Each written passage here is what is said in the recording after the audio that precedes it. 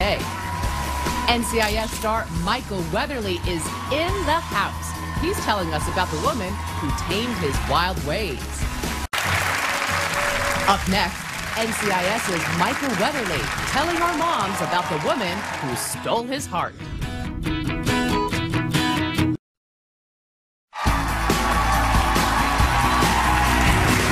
Welcome back to The Talk. You know our next guest as womanizing special agent Anthony DiNozzo on the hit show NCIS. Take a look. Ethel's different. She's special. Special, Ethel. Good, Tony. You're finally dating within your age range. Happens to be a family name, and I happen to like it. It's strong, distinguished. It says, I've fallen and I can't get up. Everyone, please welcome Michael Weatherly.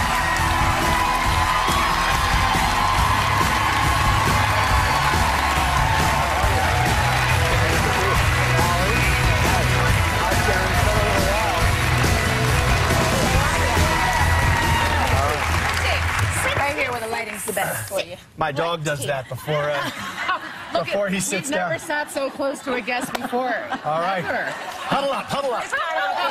Bring it in, bring it in. What's the game plan? He's a married man. Congratulations. Sharon! No, you smell good. What do you smell like? You're sniffing him like a bloodhound. You know, this is weird, but I don't think my wife will mind this at all. Might be a little kinky. She loved the first episode of The Talk, and it's on the TiVo, and she got so excited that I was All gonna be there. right. You love that. So So thank you for having me. Well, tell us about married life because you guys just celebrated your one-year anniversary. Yes. And she's a doctor. She is a fancy pants, smarty pants doctor. Kind of doctor. Well, right now she's an internal medicine resident at Cedars-Sinai in L.A. Wow, that's a real doctor. Yes, and That's So- serious. she has a lot of responsibilities, and if I talk any more about it in detail, I'll get something wrong, and then I'll be in trouble. How'd you guys meet? Huh? How did you meet? Me? Well, You know. went in for an examination. No. You're waiting for, like, the proctology rotation. or something. Yeah. What was itching? He had to take a drink Oh, on that. boy. All right. All right. Okay, let's switch the subject. No. We had an incredible encounter, as you might call it. I went up to Vancouver to see the Police reunion tour in 2007. Ooh. Sting and the boys were putting the show on again, so I had to, participate in that. And my friend Andrew flew in from New York, who was my old wingman from my New York days. It was a very key part of the story, because Andrew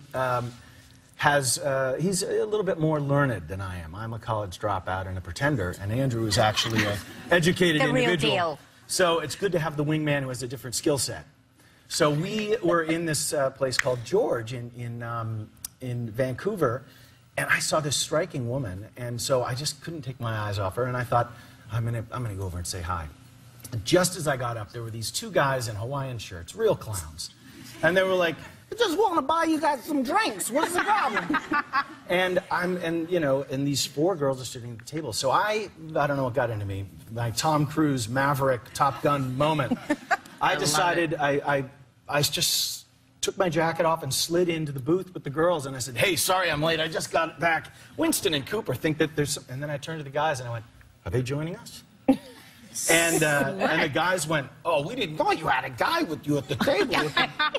And then the Nice move. guys went away, and then I turned to this beautiful woman next to me. I got a little, starstruck, and she was laughing, and then I had nothing to say, so I went, my job here is done.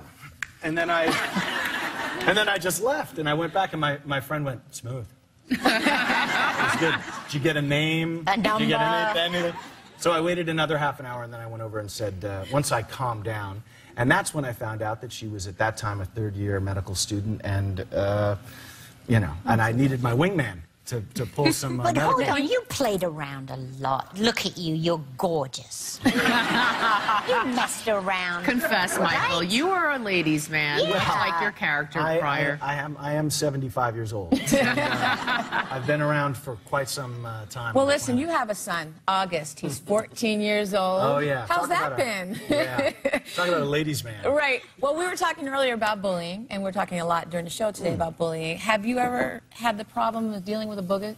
A boogie. A boogie. Sorry. I had a Hold on, blue skies? I had a Boogie or a bully? All right. A boogie. You got a boogie in the... Have you ever dealt with a bullier? It's Sharon's got me saying bullier. I never did a thing. Boogie in your butt. She keeps saying she keeps saying bullier. With a bully with August, have you ever had that Well, problem? you know, I think that everyone comes across this in life, whether it's, I mean, fictionally, I know Leroy Jethro Gibbs likes to give Tony DiNozzo a slap across the back of the head, although I think that's more loving, and It's a love tap. it's more paternal.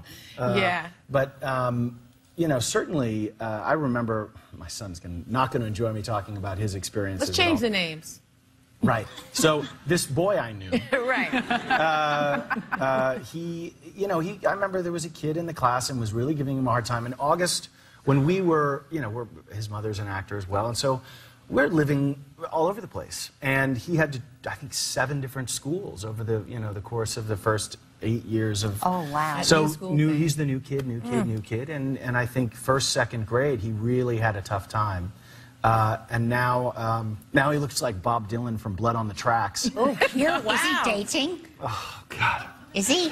Have you had the talk with your I 14-year-old? talking to him. tells him, right? I'm learning. Yeah. I'm learning. No, he's like Mick Jagger in 1964. I just kind of go, oh God. He's a rock star. Be careful, please be careful. I want to strap a parachute on him every time he goes out. But he's smart and wily, and again, back to the bullying and that whole thing. It's, sometimes some of that stuff, there's a line. Some of that stuff builds you up a little bit. You learn to kind of, hey. Stand up for Character building. yourself. And then there's the line that you cross. And I think as parents, when do you step in and really call the parent, or and say, hey, we have a problem here, or go to the school and say, how do we fix this? Yeah. You Because gotta some of go it with has your to, gut. some of it self-resolves, and you have to, it's like, I mean, you remember, it's like, Yeah, it's not of easy. course. Adulthood is much easier than, It childhood. gets easier. It gets better. It gets easier. Well, Michael, for some of us. You're like a kitty cat. Michael Weatherly, thank you so much. Don't forget, NCIS airs every Tuesday at 8 p.m. right here on CBS. We'll be right back.